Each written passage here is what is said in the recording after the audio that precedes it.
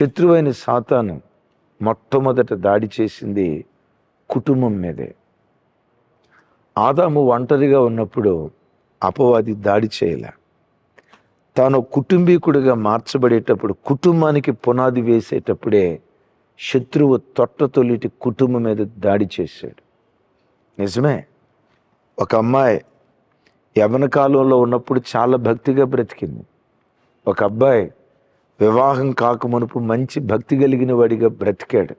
విచిత్రం, ఎప్పుడైతే వివాహ వ్యవస్థ ద్వారా వాళ్ళు జతపరచబడ్డారో, వివాహమైన తర్వాత ఆత్మీయులని పిలువబడిన కుటుంబాలు కూడా ఎన్ని కుటుంబాలు పతనమైపోతున్నాయో ప్రతిరోజు చెవులతో వింటున్నాం, ప్రతిరోజు కళ్ళతో చూస్తున్నాం. వారు భక్తి కలిగిన వారు కాదా అంటే అనటానికి వీల్లేదు. వివాహం కాకమునుపు చాలా బాగున్నారు, కానీ వివాహమైన తర్వాత ఎందుకో తెలుసా, కుటుంబాల మీద వేల సంవత్సరాల నుండి, ఏదేను తోట మొదలు వేల సంవత్సరాల నుండి కుటుంబాల మీద దాడి చేస్తున్నాడు. ఇలాంటి భయానకరమైన దినాల్లో ఎలా కుటుంబాన్ని కట్టుకోవాలి, దివ్యమైన సందేశం. ఆల్రెడీ టైటిల్ మీరు చూసుంటారు కదా, ఆడదాని చేతి అద్దం మగవాడి చేతి బిడ్డ బ్రతకదట. విన్నారా? ఇదేదో సామెతో రైమింగ్ కోసం చెప్పిన మాట కాదు ఇది. పెద్దల మాట సద్దెన్న మూట అని అంటారే, ఆ పెద్దల మాట ఓ రకంగా ఆణిముత్యం. ఆడదాని చేతి అద్దం మగవాడి చేతి బిడ్డ బ్రతకదట. దీని అర్థం ఏంటో తెలుసా? కొంతమంది స్త్రీలకు అందం అంటే విపరీతమైన మోజు. అందాన్ని చూసుకోవటానికి పదే పదే అద్దాన్ని వాడుతూ ఉంటే ఏదో ఒక సమయంలో అద్దం జారిపోద్ది కదా, పగిలిపోద్ది కదా. ఎందుకు జారిపోద్ది? స్త్రీకి అందం అంటే అంత మక్కువ, పదే పదే అద్దం దగ్గరికి వెళ్తుంది. నా ప్రభు పిల్లలారా, స్త్రీ బాహ్య రూపాన్ని అలంకరించుకోవటానికి తాను ప్రాకులాడితే ఆ కుటుంబం నిలవదు. ఏ స్త్రీ అయినా, ఏ క్రైస్తవ స్త్రీ అయినా వెలుపటి అలంకారముగా ఉండక అని బైబిల్లో రాసింది కదా. సరే, వెలుపట అలంకరణ చేసుకున్నారు, మంచిదే. ఇంట్లో ఉన్నప్పుడు చేసుకుంటారా, బజార్కి వెళ్ళేటప్పుడు చేసుకుంటారా? ఇంట్లో ఉన్నప్పుడు చేసుకుంటారా, ఫంక్షన్కి వెళ్ళేటప్పుడు చేసుకుంటారా? ఈ అలంకరణ, శుభ్రం, అందంగా ముస్తాబవటం ఇంట్లో ఉన్నప్పుడు చేసుకుంటారా, ఎక్కడైనా పార్టీలకు వెళ్ళేటప్పుడు చేసుకుంటారా? చెప్పండి. పార్టీలకు వెళ్ళేటప్పుడే కదా, ఫంక్షన్లకు వెళ్ళేటప్పుడే కదా. ఇక పార్టీలకు వెళ్ళేటప్పుడు అక్క పౌడర్ రాసిందంటే పౌడర్ డబ్బా సగం ఖాళీ అయిపోవలసిందే. ఆ మేకప్ వేసుకొని ఫంక్షన్కి వెళ్తే కట్టుకున్న భర్తే ఎవర్రా ఈవిడ, నా భార్యనా? వీడికే కన్ఫ్యూజన్ అయిపోద్ది. ఆ జనం మధ్యలో తన భార్య ఎక్కడో గుర్తుపట్టలేడు. అంతకు మునుపు అవలేలుగా గుర్తుపట్టగలిగినోడు భార్యను కూడా గుర్తుపట్టలేనంత కారణం ఏంటి? విపరీతమైన మేకప్. నేనంట, ఒక భార్య ఎవరి కొరకు తను అలంకరించుకోవాలి? ప్రకటన గ్రంథం 21వ అధ్యాయం 2వ వచనంలో రాయబడిన మాట, తన భర్త కొరకు అలంకరించబడిన పెండ్లి కుమార్తె వలె. తల్లులారా, ఓ తండ్రిగా చెప్తున్నా, నీ భర్తకి ఎప్పుడు నువ్వు ఒక పెండ్లి కుమార్తెలాగా కనపడాలి. భర్త కొరకు అలంకరించబడినదిగా కనపడాలి. ఈరోజు చాలామంది స్త్రీలు చూడండి, ఇంట్లో ఎప్పుడు చూసినా నైటీయే. అది కూడా స్వతంత్రం రాక మునుపు ఉతికిన నైటీ. ఇంక నేను అంతకుమించి ఎక్కువ చెప్పలేను. భర్త ఇంట్లో ఉన్నప్పుడు మున్సిపాలిటీలో పనిచేసే వాళ్ళు కూడా చాలా శుభ్రంగా ఉంటారు. అంత దౌర్భాగ్యపు స్థితిలో ఉంటారా? అదే విచిత్రం చూడండి, ఫంక్షన్కి వెళ్ళేటప్పుడు సగం సబ్బు అరిగిపోవాలా, పౌడర్ డబ్బా ముప్పావు ఖాళీ అయిపోవాలా. ఎవరి కొరకు అలంకరించుకుంటున్నారు? లోకస్తుల కొరక? ఒక భార్య ఎవరి కొరకు అలంకరించుకోవాలి? తన భర్త కొరకు అలంకరించబడిన పెండ్లి కుమార్తె వలె. భర్త ఇంటికి వస్తున్నారు, ఆ ఇంటి వాతావరణం పగలంతా ఉద్యోగం చేసి అలసిపోయిన భర్తకు ఆహ్లాదకరంగా ఉండాలి. ఆ శుభ్రమైన రూపంతో ఉన్న భార్య ముఖాన్ని చూడటంతో తన బాధంతా మర్చిపోయి ఓ తెలియని సంతోషానికి భర్త వెళ్ళాలి. ఎంతమంది స్త్రీలు భర్తని ఇలా గృహాల్లోకి ఆహ్వానించగలుగుతారు? 8 గంటలు డ్యూటీ చేసిన భర్త ముఖమైనా ఫ్రెష్గా ఉంటుంది. ఈ ఇంట్లో ఉన్న అక్కందు చూసారా, ఆ పాసిపోయిన, ఇంకెంతకు మించి నేనేం చెప్పలేను. స్త్రీకి వెలుపటి అలంకరణగా ఉండకూడదు. స్త్రీ ఎప్పుడు సాధువైనట్టు, మృదువైనట్టు, గుణమును అక్షయ అలంకారం చేత తను అలంకరించుకోవాలి. జడలు అల్లుకోవటానికి నువ్వు పెట్టిన శ్రద్ధ హృదయాన్ని అల్లుకోవటానికి పెడుతున్నావా? మేకప్ అవటానికి పెట్టిన శ్రద్ధ ఒక సాత్వికురాలిగా నిన్ను తీర్చిదిద్దుకోవటానికి ప్రయాసపడుతున్నావా? నేను అందంగా కనపడాలి, నన్ను చూడటంతో ఆహా అని అనాలి.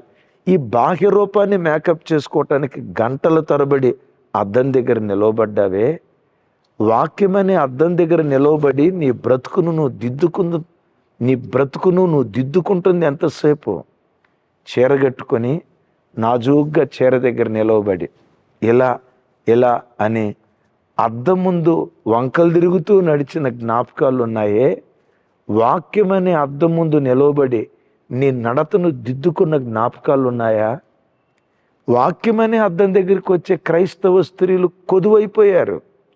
లోకపరమైన అద్దం దగ్గరికి వెళ్ళి ముస్తాబై లోకాన్ని ఆకర్షించటానికి ప్రయత్నం చేసే వ్యక్తులు ఉన్నారు.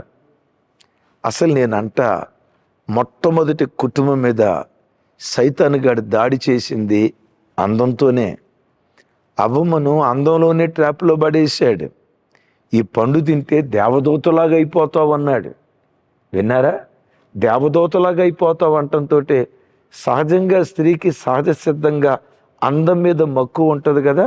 ఈ పండు తింటే నేను ఏమైపోతానో, ఇక నా భర్త నన్ను చూడటంతో బాబోయ్ కళ్ళు జిగిజిగేలమంటాయేమో. ఆ అందం మీద ఉన్న మోజే తొట్టతొలిటి కుటుంబం పాడైపోవటానికి కారణమైంది. బైబిల్లో ఒక తల్లి గూర్చి చెప్తా, మేకప్ రాణి మేకప్ లేకుండా ఎక్కడ బయటికి వెళ్ళదు. బాబోయ్ బాబోయ్ బాబోయ్. పాత నిబంధనలో విపరీతంగా మేకప్ వేసుకున్న స్త్రీ ఎవరు? కింద తెలిస్తే కామెంట్ బాక్స్లో రాయండి. ఇంకొంచెం క్లూ ఇస్తా. భర్త చచ్చిపోయిన మేకప్ వదిలిపెట్టలా. ఇంకో కొంచెం క్లూ ఇస్తా. చివరికి కొడుకు చచ్చిపోయిన అక్కకి మేకప్ పిచ్చి పోలా. ఎవరు అక్క? కింద కామెంట్ బాక్స్లో రాయండి. ఎవరో తెలుసా? మీరు రాయటానికి నేను టైం ఇవ్వాలి కాబట్టి చెప్తున్నా. సరే చూడండి, రాజుల 2వ గ్రంథం 9వ అధ్యాయం 30వ వచనం. యోహు యెజ్రెయేలు ఊరుకు వచ్చిన సంగతి యెజెబెలునకు వినబడెను గనుక తన ముఖమునకు రంగు పూసుకొని శిరోభూషణములు ధరించుకొని కిటికీలో నుండి కనిపెట్టి చూచుచుండగా. విన్నారు ఈ మాట? మరొకసారి చెప్తాను. యోహు యెజ్రెయేలు పట్టణానికి వచ్చాడు. ఏం చేసి వచ్చాడు? ఆహాబు కుమారులను చంపి, అదే యెజెబెలు పిల్లలను బాణంతో సంధించి ఓ రకంగా చచ్చే అంతగా బాణాలతో గుచ్చాడు. యెజ్రెయేలు పట్టణానికి వచ్చాడు. ఇప్పుడు తాను వచ్చాడన్న సంగతి యెజెబెలు తెలుసుకొని ఏం చేసిందట? వచ్చిన సంగతి యెజెబెలునకు వినబడిన గనుక ఆమె తన ముఖమునకు రంగు పూసుకొని, ఏం పూసుకుందట? తన ముఖమునకు రంగు పూసుకొని. ఎప్పుడు రంగు పూసుకుంది? యోహు ఆ పట్టణానికి వచ్చాడన్న సంగతి ఎంతకీ ఎందుకు పూసుకున్నట్టో? ఎందుకు పూసుకునేదేముంది? యోహును ఆకర్షిద్దామని, తన అందాన్ని చూసి ఫిదా అయిపోతాడని, యోహును ట్రాప్లో పడేసుకుందామని.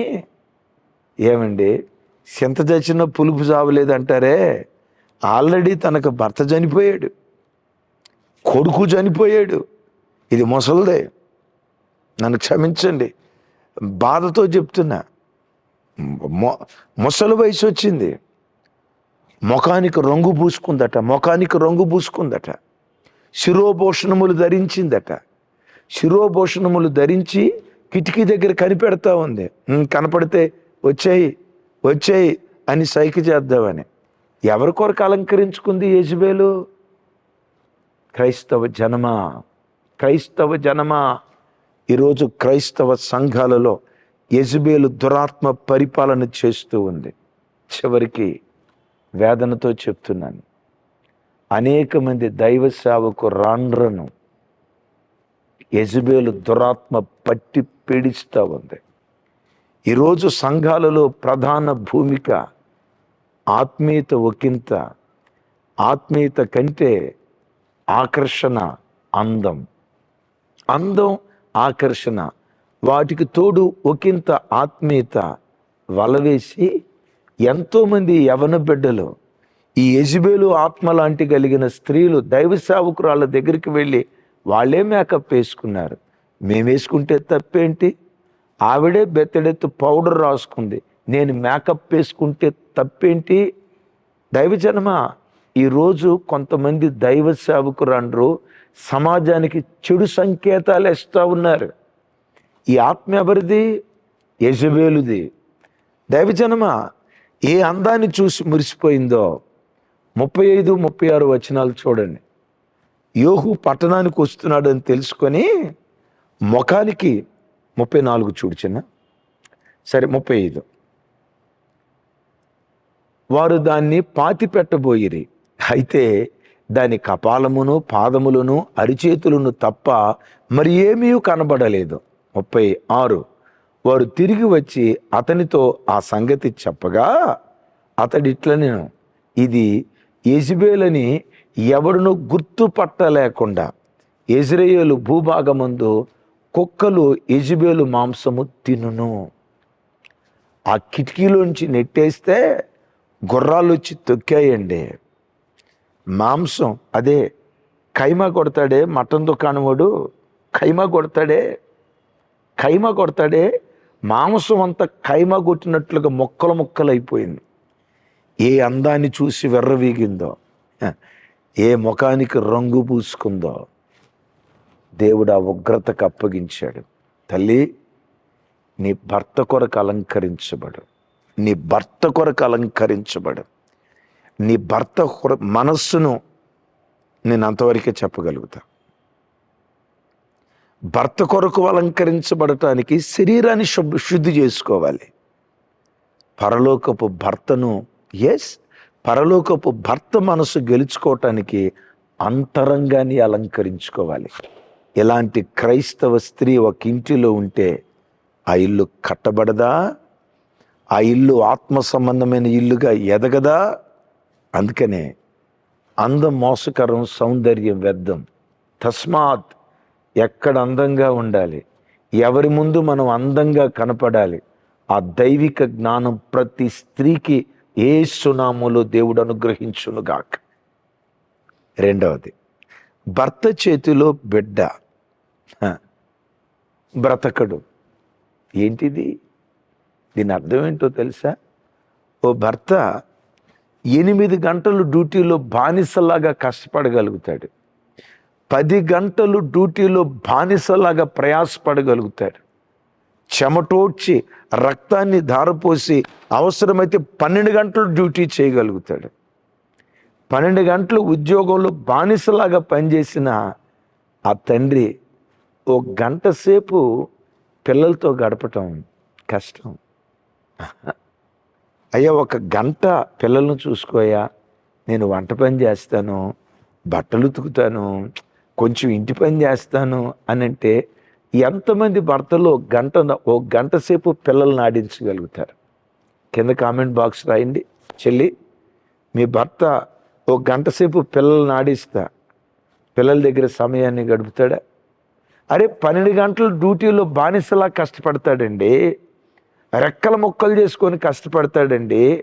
అన్ని గంటలు ఉద్యోగ స్థలంలో కష్టపడిన వ్యక్తి కుటుంబంతో భార్యతో, కట్టుకున్న భార్యతో, కడుపును పుట్టిన పిల్లలతో కూర్చోబెట్టి ఒక గంట సేపు, నాన్నా ప్రోగ్రెస్ కార్డ్ తీసుకురా, ఏంటి నాన్న తక్కువ మార్కులు వచ్చినాయి, వెరీ గుడ్, మంచి మార్కులు వచ్చినాయి నాన్న, ఇంకొంచెం కష్టపడు, నువ్వు టాపర్ అవుతావు, ఈ లెక్క నీకు రాలేదా నాన్న, రా నేను నేర్పుతా, నాన్న ఈరోజు బైబిల్ చదువుకున్నావా, ఏ వాక్యం చదువుకున్నావు, చదువుకున్న వాక్యం ద్వారా నీతో దేవుడు ఏం మాట్లాడాడు.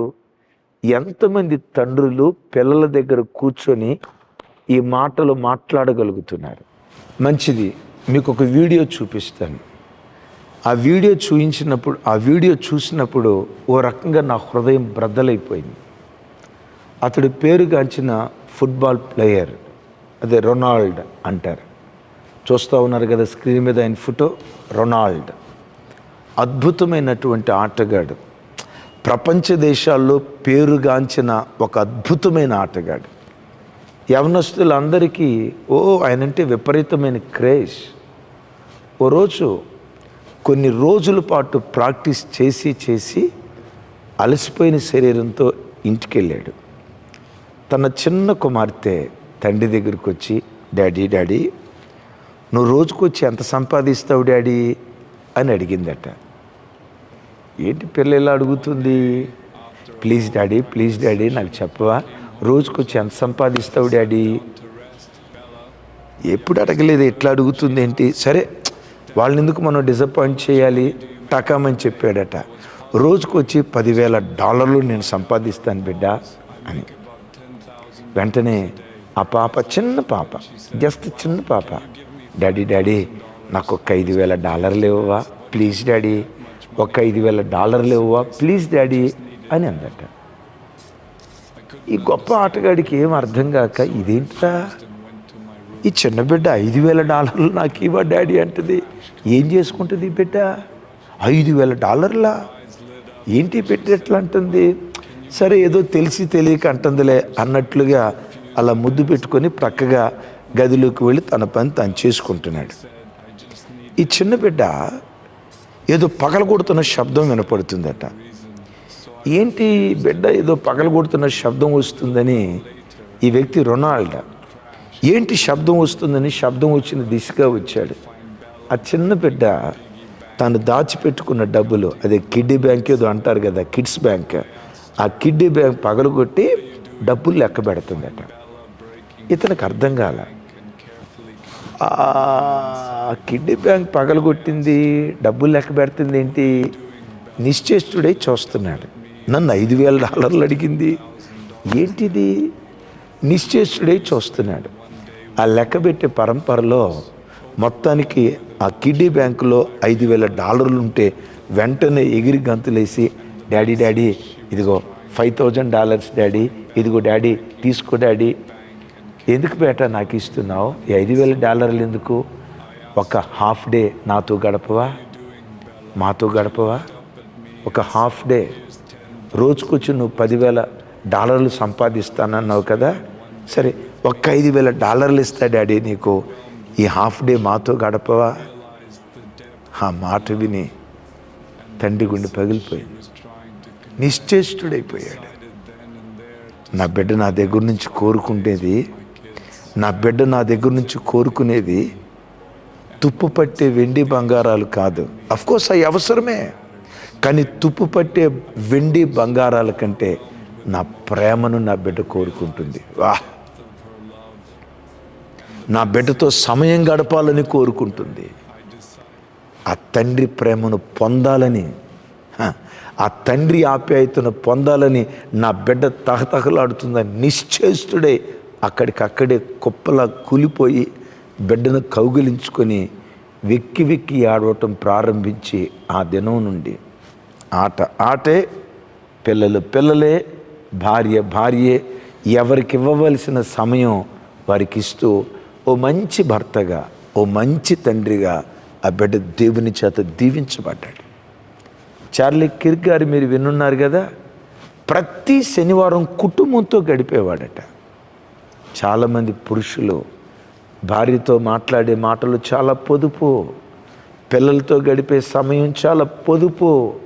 ఉద్యోగ స్థలంలో గొడ్డు చాకిరి చేస్తారు. దైవజనమ, బైబిల్లో నా హృదయాన్ని గెలుచుకున్న మాట, లోపట ప్రేమించుట కంటే బహిరంగంగా గద్దించుట మేలు. విన్నారా?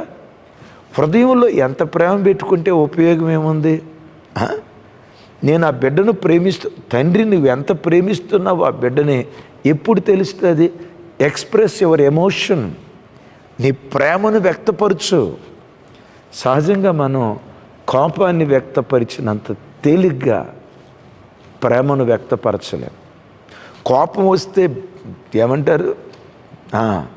దబేలని పిడిగుద్దులు గుద్దుతాం. కోపం వచ్చిందంటే తీర్చుకోవటానికి వెనుకాడం. కోపం తీర్చుకోవటానికి వెనకాడం. కానీ ఆ కొట్టిన బిడ్డను కొట్టిన తర్వాత అల్లాడిపోతామే, ఆ బిడ్డను కొట్టేనే అల్లాడిపోతామే. ఆ అల్లాడిపోయిన దాన్ని బిడ్డకు హృదయపూర్వకంగా వ్యక్తపరిచే విషయంలో మనం ఫెయిల్ అయిపోతాం. నా జీవితంలో ఒక చిన్న సంఘటన చెప్తాను. 7వ తరగతిలో హాఫర్లీ, క్వార్టర్లీ, ఈ దసరా హాలిడేస్లోనే క్వార్టర్లీ ఎగ్జామ్స్, చాలా తక్కువ మార్కులు వచ్చాయి. అందరూ మా నాన్నకు ప్రోగ్రెస్ కార్డు తీసుకెళ్ళి చూపించారు. ఆయన హాస్టల్లో పనిచేస్తారు, నేను అదే హాస్టల్లో చదువుకుంటాను. అందరూ ప్రోగ్రెస్ కార్డు చూపించారు కానీ నా ప్రోగ్రెస్ కార్డు చూపించలా. తండ్రి కన్నులు ఎవరి ప్రోగ్రెస్ కార్డు కొరకు వెతుకుతాయి? నా కార్డు కోసమే కదా వెతికాడు. నేను ఇవ్వలా. ఒకరోజు పిలిచాడు, నాన్న ప్రోగ్రెస్ కార్డు ఏది? టంగుపెట్టులో పెట్టే నాన్న. టంగుపెట్టులో పెట్టానుక, తీసుకురా అన్నాడు. మార్కులు చూశాడు, అత్యవసర మార్కులు. మళ్ళా టంగుపెట్టులో పెట్టిరా అన్నాడు. వచ్చేసా. రావటంతో తలుపేశాడు. అన్నం వండటానికి ఇంతలా కర్ర, ఇంత పొడి కర్ర తీసుకున్నాడు.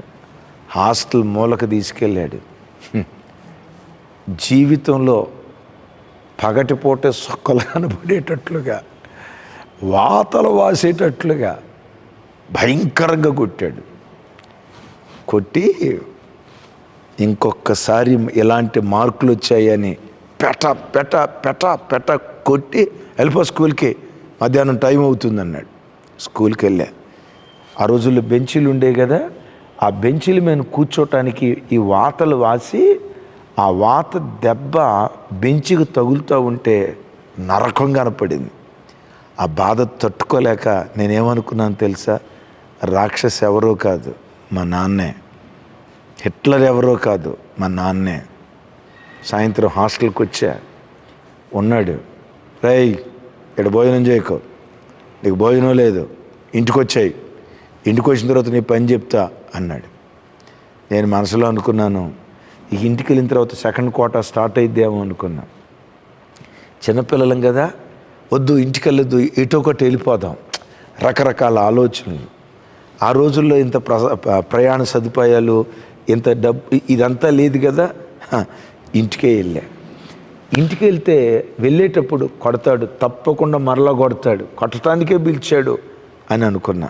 వెళ్ళటంతో ఇంట్లో నుంచి గుమగుమలు, మంచి నాన్ వెజ్ వాసన వస్తూ ఉంది.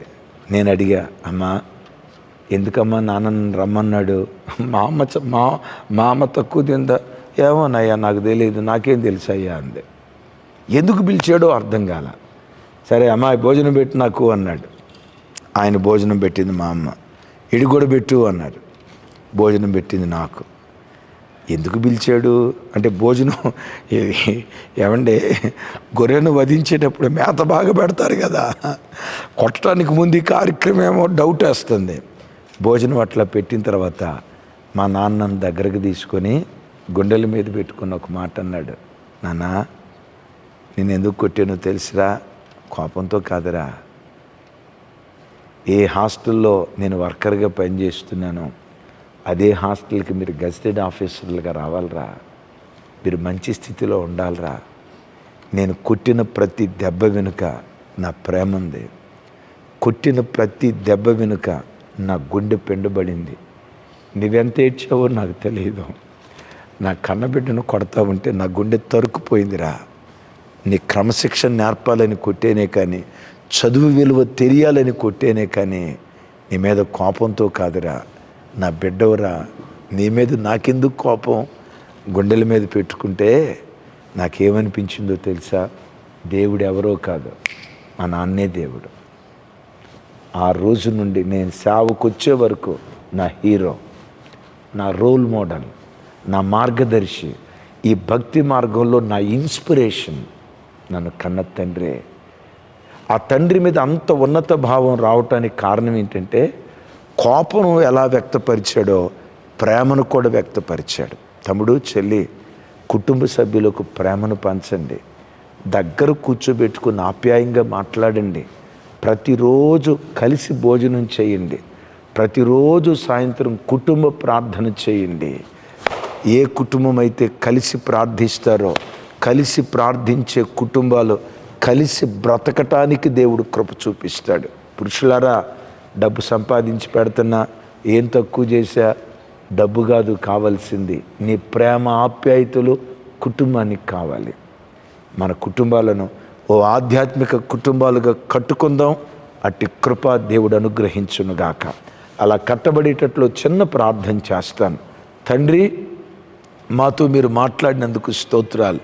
ఒక గొప్ప ఆధ్యాత్మిక కుటుంబాలుగా మా కుటుంబాలు కట్టుకునే కృప యేసు నామం పేరిట ఒక్కొక్క బిడ్డకు మీరు దయచేయుదురుగాక. దుష్టుని ప్రతి ప్రయత్నం పాతాళములో త్రొక్కివేయబడునుగాక. నా చేతులెత్తి నీ ప్రజలను దీవిస్తున్నాను. మేము భక్తి కలిగిన కుటుంబాలుగా కట్టబడాలి. ప్రత్యేకంగా ఇంటి యజమానులు భార్యను పిల్లలను ప్రేమించాలి. కుటుంబంతో సమయం గడిపే భాగ్యం దయచేయి. సమస్త ఘనతలు మీకు ఆరోపిస్తూ ఈరోజు మెదక్లో జరగబోతున్న కుటుంబ ఆశీర్వాద ప్రార్థనకై మిమ్మల్ని స్తుతిస్తూ యేసు నామం పేరిట ప్రార్థించి స్తుతించి పొంది ఉన్నాము తండ్రి. తండ్రి అయిన దేవుని ప్రేమ, కుమారుడైన యేసుక్రీస్తు వారి దివ్య కృప, పరిశుద్ధాత్మ దేవుని సహవాసం మనకు సకల పరిశుద్ధులకు సదా తోడయుండి నడిపించునుగాక. ఆమేన్, ఆమేన్, ఆమేన్. Thank you.